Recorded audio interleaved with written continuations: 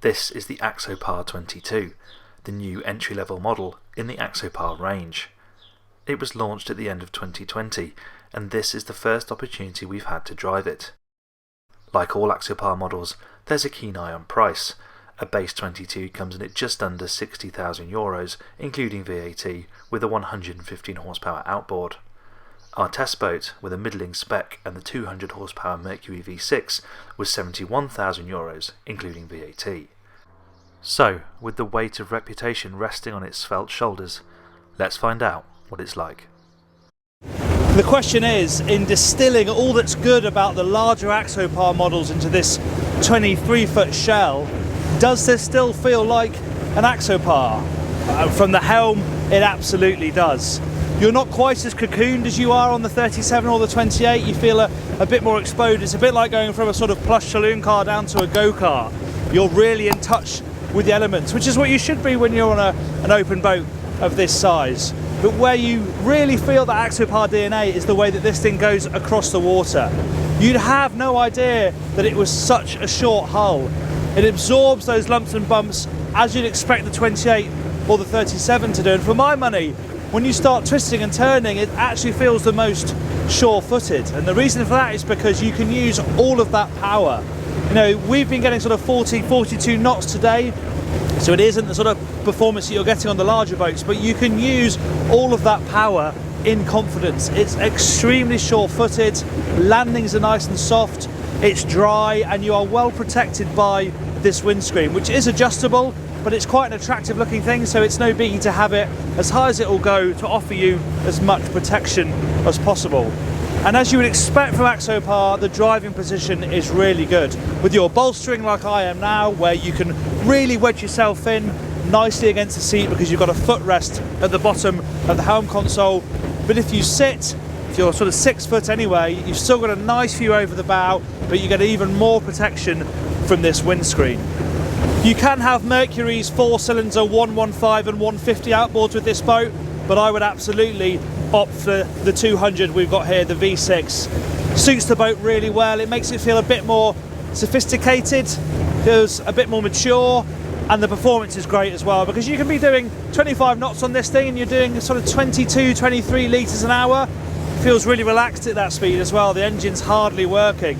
You'll max out at about 5,400 RPM, and as I said, for about 40, 42 knots, but that cruising band between 20 and 30 knots is a really nice sweet spot. And even in a bit of a chop, this twin-stepped hull will just cut through it really nicely. There's lots of space on board this boat. It's got nice deep freeboard, but it doesn't go too broad at the bow, so it doesn't slam. It just slices through it really comfortably. And I think the overwhelming feeling from this helm anyway is of a boat that punches above its weight. It doesn't feel like an entry-level boat that costs sort of €50,000 as a base boat.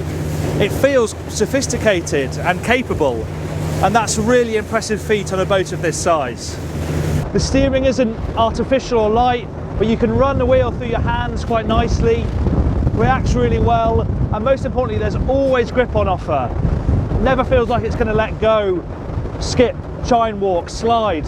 Feels really, really secure. You know, this is an entry-level boat, maybe sold to new boaters. This particular boat is owned by a boat club in Portsmouth. You know, people who are new to boating will appreciate the fact that it feels very manageable, but you can have a lot of fun on it as well. You know, that, and performance is decent. In terms of the helm layout, it's really quite simple. You have your Simrad screen here. This is the standard size. You can have a larger one. You could have two if you wanted. There's a short run of buttons here for the major controls, and then there's a really good relationship between the throttles and the wheel. You can rest your hand on the hub, so you've got nice fine control of the throttle here, but of course it's at a decent level, so if you want to grab it by the top and use it that way, you can. Storage, a couple of cup holders here, they work really nicely because they're nice and deep, and then you've got this detachable fabric panel down here, which is perfect for putting charts or the covers for the instruments, chucking a mobile phone. It's a really good solution. I think what strikes you most when you first step on board the boat is, for an open boat of these dimensions, how secure you feel. You really feel like you're inside the boat, not perched on top of the deck, and a lot of that to do with is how high the top sides are. And a nice effect is they've done away with the guardrail, so you have that lovely sleek profile, but you've also got guardrails inset here, so you've always got them to grab onto. They're also the perfect place to tie the fenders to. And notice they've even built steps in here, step down here and on top of the bulwark there, so it's very easy to get in and out of the boat. Of course, you can also board from the bathing platform. Now back here there are a few different options. As standard, you just get this transom bench here. This U-shape is an option. It has infill cushions, so you can create a sun pad. And there's also a table that slots in here that can make it into a dinette, and you can slot the table up forward as well. Now the cutaway we're going to show you, we've only got the little leg on board, we haven't got the full size one, so it looks a bit odd, but you get the idea. You can make this into a nice dining area. And there are some good touches back here as well, like the fact that they've built cup holders inside the cushions here on both sides. You've got really easy access storage down here, perfect for chucking lines, fenders. There's a storage section under here as well, and this underneath my feet is a massive storage section. There's a life raft down there. That's the place to put your bulkier kit. Moving forward, of course, you find the Helm Station, and these seats are taken straight from the 28 and the 37, as is the steering wheel. There are all these touch points that sort of hint to the larger boats in the range. You know, it feels like a quality product.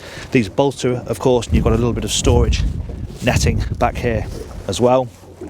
As I said, handholds are pretty good, but I find myself naturally sort of grabbing around on the windscreen for something to hold on to. Now, they probably don't want a guardrail here, but they could include a cutout maybe on these sides so that you can grab on here and help yourself sort of round forward on the boat. It also means that you've got something to grab onto if you want to pull the seat forward, because these are adjustable. They will move forward and back. If you move forward, again, there are some options here. This is currently a big storage area, but you can have that as a toilet if you want.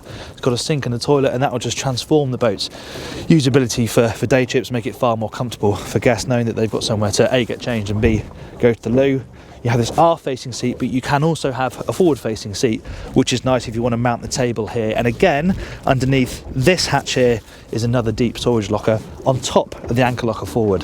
Storage is really impressive. Again, for both of these dimensions, they've worked really hard to ensure there's plenty of places to store your kit. And again, nice deep cup holders built in forward.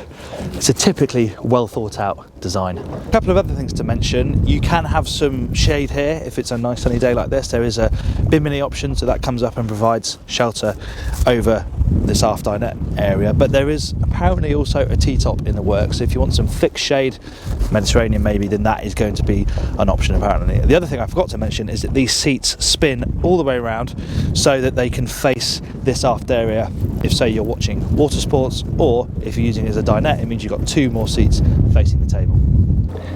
When Axopar launched this boat at the end of 2020, they said it was the most difficult boat to design that they'd ever produced, condensing all the good stuff from the 28 and 37 into this smaller shell. Not only a smaller boat, but a cheaper boat, so there was a closer eye on cost. But they have done a phenomenal job in turning this into a really appealing entry-level boat, and in fact I think it sets the standard in this sector of the market now. Thank you for watching our review of the Axopar 22. If you enjoyed it, please give it a thumbs up, and be sure to subscribe to the channel and hit the bell icon so that you're notified every time we upload a new video.